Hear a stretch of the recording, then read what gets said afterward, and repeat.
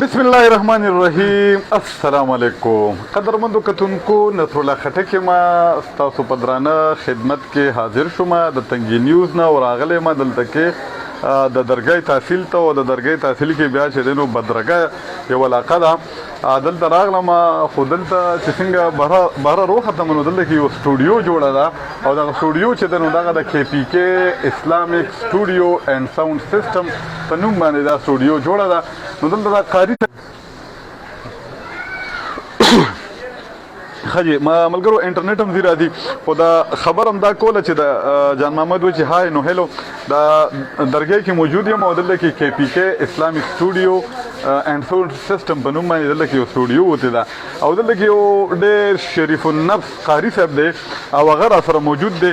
هغه د سټوډیو چې دی نو مالک دی او دا سټوډیو چې دی نو دا د ویسته دا نو د سره هم خبره ترې کوو چې آیا دا سټوډیو دلته کې د وتلو مقصد څه دی، دا سټوډیو کې چې دی نو تاسو سره دلته کې څه ملاویږي او دلته کم کم سهولتونه موجود دي. قاری صاحب ډومي را سره خپل پیژنګلو کا نوم دې څه دی او دا هم راته ووایه چې دا سټوډیو چې دا کې پی کې اسلامیک سټوډیو اینډ ساوند سیسټم دا په بدرګه کې کوم ځای کې ده او دلته کې تاسو څه خدمات خلکو له ورکوئ؟ بسم الله الرحمن الرحیم. السلام.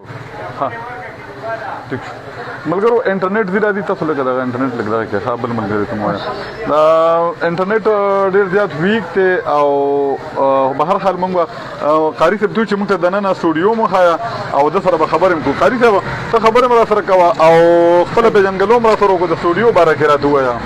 بسم الله الرحمن الرحیم. السلام علیکم ورحمت الله وبرکاتہ. سر د ټول وړاندې تاسو ډیره زیاته مننه چې تاسو موږ له ټیم راکړلو او رالې. دین علاوه زما نوم محمد الیاس دی او د کې پی کې په نوم باندې زما د سټوډیو دا د ها زموږ د کې پی کې په نوم باندې سټوډیو دا دلته دی کې مونږ هر قسم نعت نظم او تلاوت هم ریکارډ کوو. دین علاوه مونږ سره ساوند سیسټم دی کم د اسلامی پروګرامونه دي د ستربندۍ وي یا داسې نور اسلامی پروګرامات وي نو د هغې لپاره موږ سره ساوند سیسټم هم موجود دی. دین علاوه فلیکس بینر کارډ دا هم کوو، د واده کارډ وي یا د دکان لپاره کارډ وي هغه هم کوو.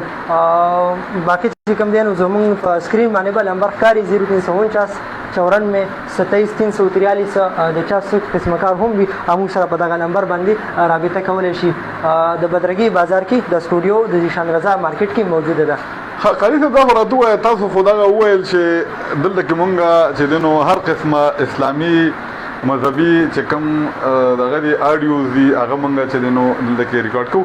نو تاسو خپله څه ناتخواني کوئ خو نه دا خپل اواز هم راته سر د ناتخوانۍ څخه ډېر زیات شوق دی خو د بده مرغه مرۍ را سره ملګرتیا نه کوي نو ناتخواني مې خپله داسې نه راکړې.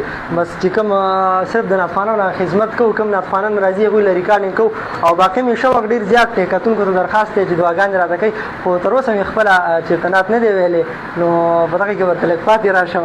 ښه دغه ته کم کم مشهور ناتخوانان راغلي دي چې هغوی له تاسو دلته کې د هغوی ریکارډینګ کړی دی؟ شکر الحمدلله په دې کم وخت کې د خیبر پښتونخوا چې څومره مشهور ناتخوانان هم دي هغه ټول راغلي دي.